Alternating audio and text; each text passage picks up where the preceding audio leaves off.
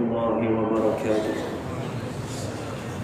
الحمد لله رب العالمين، والصلاة والسلام على أشرف الأنبياء والمرسلين سيدنا محمد وعلى آله وصحبه أجمعين. رب اشرح لي صدري ويسر لي أمري واحلل عقدة من لساني يفقه قولي. سدد لساني واحلل قلبي بحق جدنا رسول الله صلى الله عليه وسلم. رب يسر ولا تعسر وتمم بالخير يا كريم. أما بعد، قال الله تعالى: شهر رمضان الذي أنزل فيه القرآن.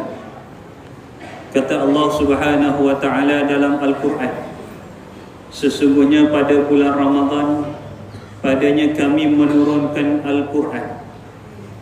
Yang saya hormati pengurusi surau, timbalan pengurusi barisan imam, barisan bilal, barisan ahli jawatan kuasa surau dan seluruh hadirin hadirat yang dirahmati oleh Allah Subhanahu wa Ta'ala. Ulama mengatakan spesialnya bulan Ramadan disebabkan 3 perkara. Yang pertama, kata ulama, istimewanya Ramadan disebabkan di dalamnya ada syariat berpuasa. Yang kedua, istimewanya Ramadan disebabkan di dalamnya ada ibadah-ibadah solat. Yang ketiga, istimewanya Ramadan disebabkan di dalamnya diturunkan Al-Quran. Dalam satu kajian daripada Imam Ahmad ibn Hanbal, dalam kitab beliau, Imam Ahmad ibn Hanbal mengatakan setiap wahyu yang diturunkan oleh Allah semuanya pada bulan Ramadan, bermula daripada suhuf Nabi Allah Ibrahim alaihi salam. Suhuf Nabi Allah Ibrahim alaihi salam diturunkan oleh Allah pada 1 Ramadan. Kemudian diikuti dengan kitab Taurat. Kitab Taurat diturunkan pada 6 Ramadan 700 selepas diturunkan suhuf.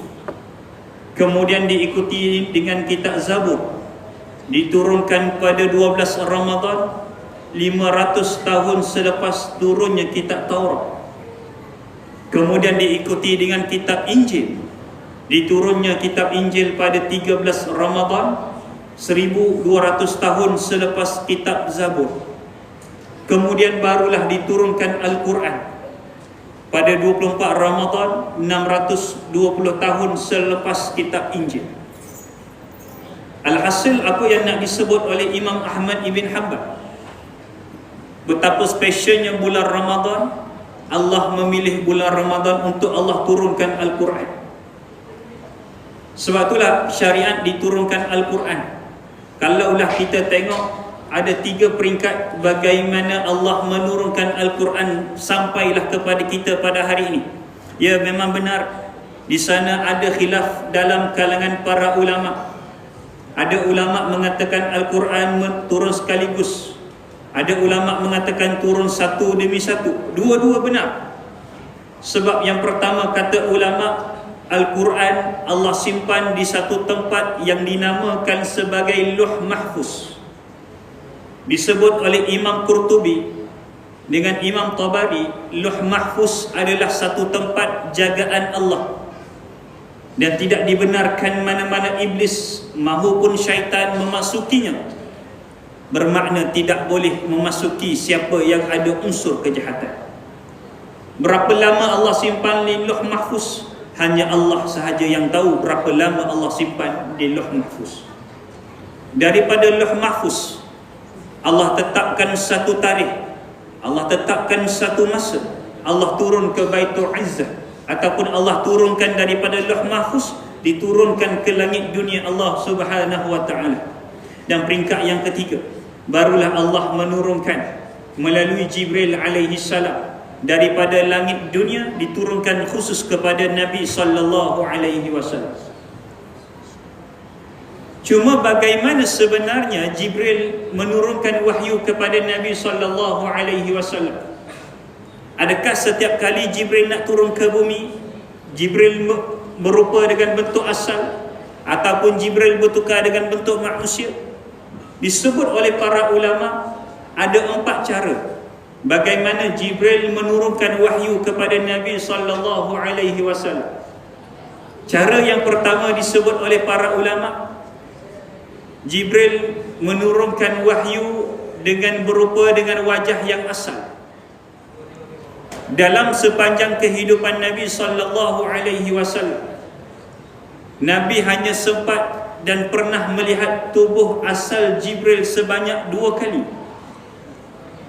Yang mana kali kedua Nabi benar-benar menikmati keindahan dan kecantikan Jibril, sehingga kan keluar satu kalimah daripada Nabi, ma'azamuka ya Jibril, sungguh indah dan cantik ciptaan Allah kepada kamu wahai Jibril.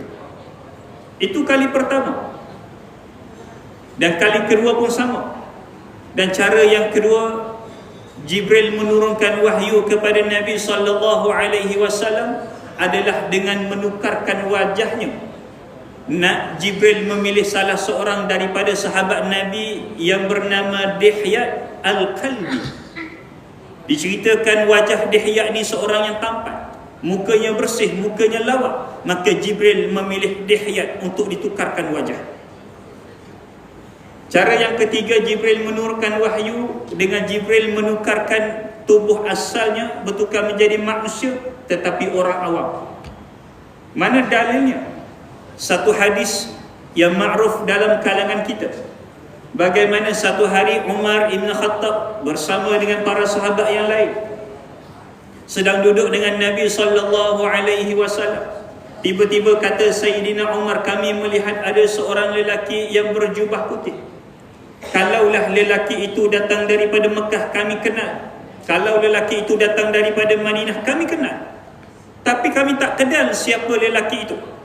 Kalau nak kata lelaki itu daripada bermusafir, bagaimana mungkin nak kata bermusafir? Kerana dia memakai jubah yang putih, tidak ada kesan debu pada wajahnya dan pada jubahnya.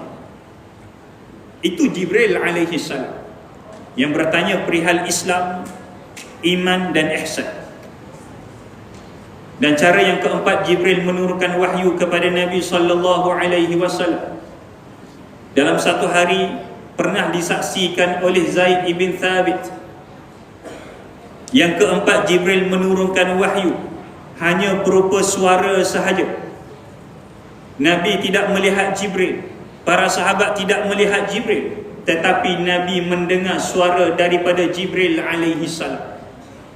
Sampaikan satu hari dikisahkan oleh Sayyidina Zaid ibn Thabit, ketika mana aku bersama dengan Nabi sallallahu alaihi wasallam. Kami sedang duduk bersama dengan Nabi sallallahu alaihi wasallam, dan pada waktu itu aku melihat wajah Nabi dalam keadaan merah kemerahan, dalam keadaan seolah-olah sedang menanggung satu kesakitan. Dan pada waktu itu kata Zaid ibn Thabit, peha Nabi sedang memijak ataupun sedang berada di atas pehaku. Lama kelamaan aku merasa pehaku sangatlah berat, sampai satu ketika seolah-olah pehaku nak pecah. Dan kami mendapati ketika itu di wajah Nabi sallallahu alaihi wasallam dalam keadaan merah kemerahan, seolah-olah Nabi sedang menanggung satu bebanan yang sangat berat. Itulah wahyu daripada Allah Subhanahu wa taala. Dan kata Imam Qurtubi, kadang-kadang kalaulah wahyu itu diturunkan berupa suara, wahyu itu bersifat yang berat.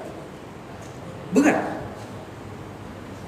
Contoh yang mana kita boleh bawa pada hari ini. Satu hari pernah berlaku kepada Nabi sallallahu alaihi wasallam. Para sahabat melihat Nabi dalam keadaan hanya berdiam diri, tidak menegur sesiapa. Hadis yang diriwayatkan oleh Sa'id Al-Khudri. Satu hari Sayyidina Abu Sa'id Al-Khudri melihat Nabi sallallahu alaihi wasallam dalam keadaan berdiam diri. Kata Nabi sallallahu alaihi wasallam dalam keadaan itu, Jibril mendatangiku. Jibril menceritakan dan membuka bagaimana suasana pada mahsyar. Nabi sallallahu alaihi wasallam ceritakan kepada kami, suasana pada mahsyar sangatlah teruk, sehingga kan pada ketika itu aku digambarkan dan dibuka hijab oleh Allah. Ni wahyu sedang turun kepada Nabi, tapi bunyi suara dan dibuka gambaran sahaja. Bagaimana kata Jibril, aku diperlihatkan oleh Allah bagaimana suasana pada mahsyar. Aku memerhati setiap manusia, tidak ada seorang pun yang mengukir senyuman, melainkan di wajah mereka jelas ketakutan.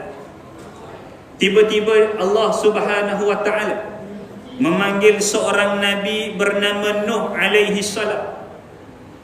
Ketika mana Nabi Nuh alaihi salam dipanggil oleh Allah, berada di depan Allah Subhanahu wa ta'ala, Allah tanya kepada Nabi Nuh, wahai Nuh, adakah kamu telah melaksanakan tugas kamu sebagai seorang hamba dan sebagai seorang rasul? Maka jawab Nabi Nuh di pada mahsyar, kata Nabi, wahai Allah, ketika mana kamu utuskan aku di dunia, aku melaksanakan tugasku sebagai seorang hamba dan aku melaksanakan tugasku sebagai seorang rasul. Allah tanya kepada Nuh, wahai Nuh, adakah kamu mengajak umat kamu kepada kebaikan? Naam wahai Allah, aku mengajak umatku kepada kebaikan, aku menegur mereka kepada kemungkaran. Allah tanya kepada Nuh, mana bukti yang kamu menjalankan kerja? Tengok. Allah tanya lagi kepada Nuh, mana bukti yang kamu sedang menjalankan satu kerja? Padahal dalam Quran bagaimana Allah menukil dan Allah merakamkan kisah Nuh. Dakwah Nabi Nuh lailan wa nahara, siang dan malam. Tapi sengaja Allah memanggil umat Nabi Nuh kerana Allah nak merekodkan dan Allah nak membuktikan betapa adilnya Allah kepada manusia. Begitulah kita ketika berada di mahsyar, kata para ulama, Allah akan memanggil kita. Allah akan tanya kepada kita, wahai fulan, aku memberikan kamu seorang anak, aku memberikan kamu seorang isteri, adakah kamu menjalankan tanggungjawab dengan sebaik mungkin? Aku memberi pekerjaan yang baik kepada kamu, daripada rezeki itu adakah kamu berkongsi rezeki?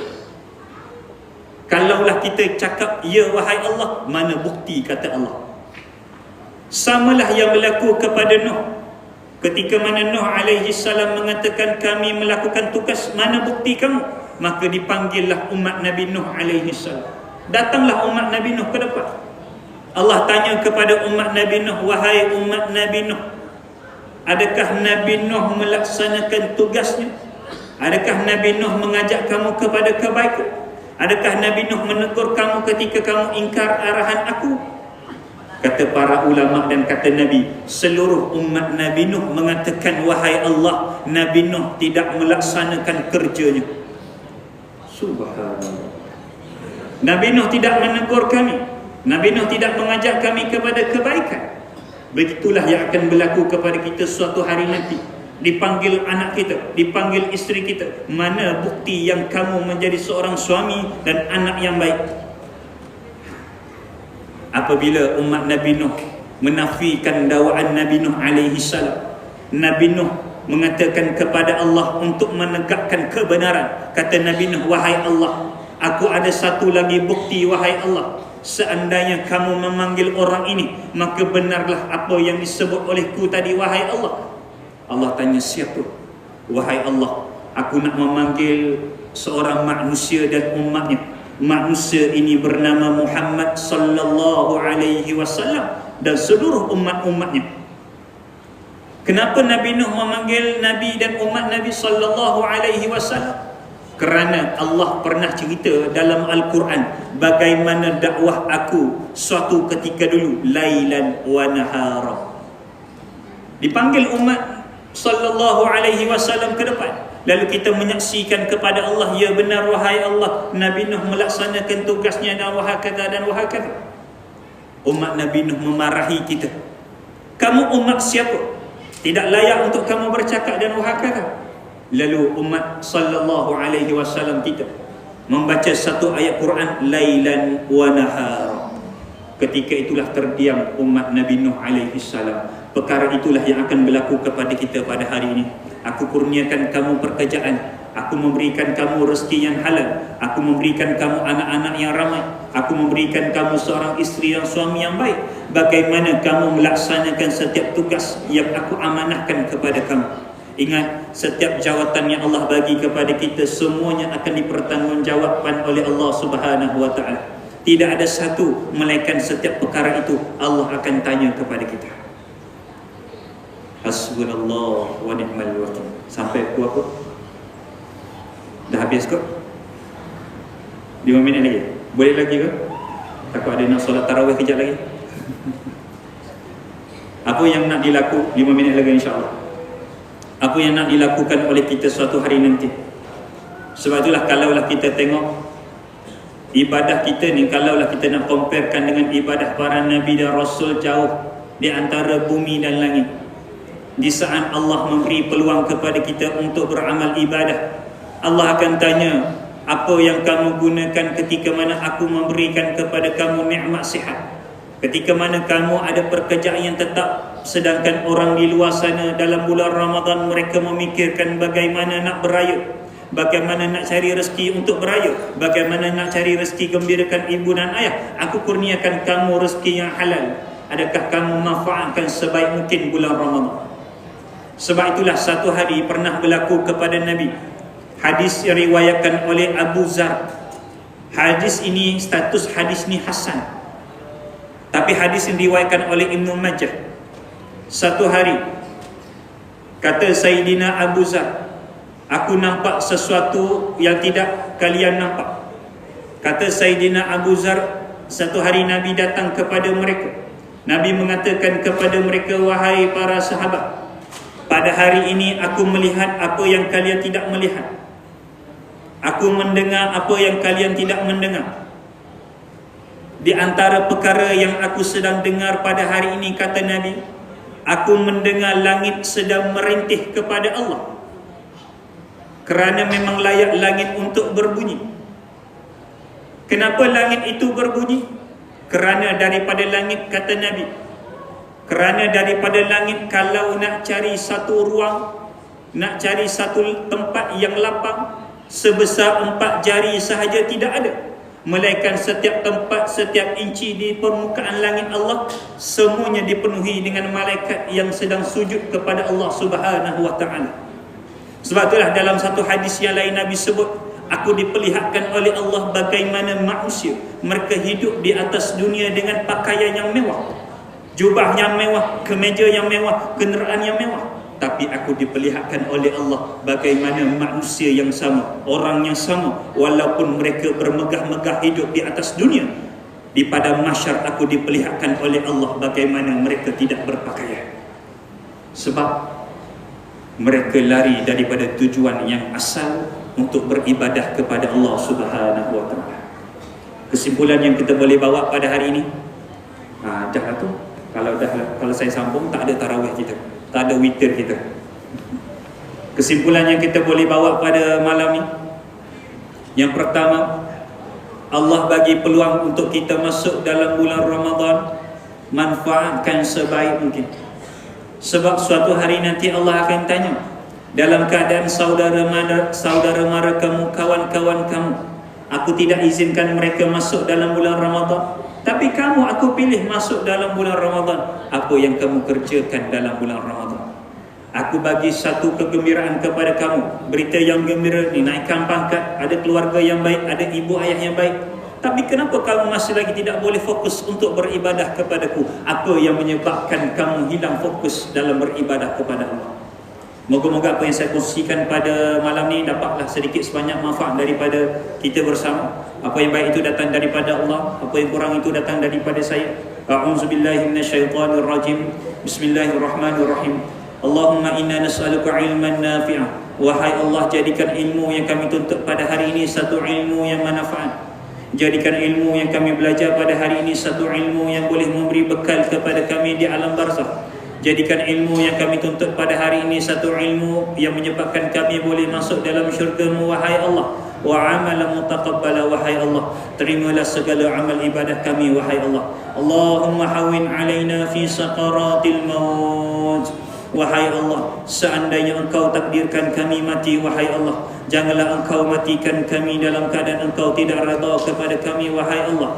Janganlah Engkau matikan kami, wahai Allah, melainkan kami sempat meninggalkan satu amal ibadah secukupnya kepadamu, wahai Allah. Ya Allah, janganlah Engkau matikan kami dalam keadaan kami tidak meninggalkan satu zuriat yang boleh bantu kami ketika mana kami berada dalam kuburmu, wahai Allah. Ya Allah, ya Karim, janganlah Engkau keluarkan kami daripada surau ini, daripada dewan ini, daripada tempat ini, melainkan Engkau ampunkanlah segala dosa-dosa kami, wahai Allah. Ampunkanlah segala dosa kedua ibu bapa kami, pasangan kami, anak-anak kami, adik-beradik kami, muslimin muslimat, wahai Allah. Wassallallahu ala sayyidina Muhammad walhamdulillahi rabbil alamin.